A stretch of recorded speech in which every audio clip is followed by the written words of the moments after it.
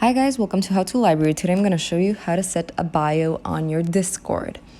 So when someone opens your profile, if you're on a server or something, they can learn a little more about you. Okay, so as you can see right now, I'm on a random channel I made. If you want to know how to make a Discord server and channels, you're going to have to wait for another video. But for now, we're going to click on the top left corner and the three lines next to the hashtag general. We're going to click on that, and that will bring us here. So at the bottom of the screen, you can see about 5 icons. We're going to click on the icon that's on the bottom right corner with your little profile picture on it. If you don't have a profile picture, there will probably be a picture with the first letter of your name or your username. So we're going to click on that, and that will bring us here.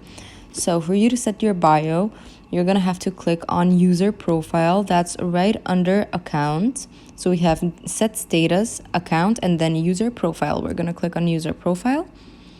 And as you can see, here's your name, your number, and then about me. Tap to add an about me. So this is your bio. So we're just going to click, hi guys, I'm interested in making new friends, for example. And then we're going to click on the top right corner on the save icon, and that should save it.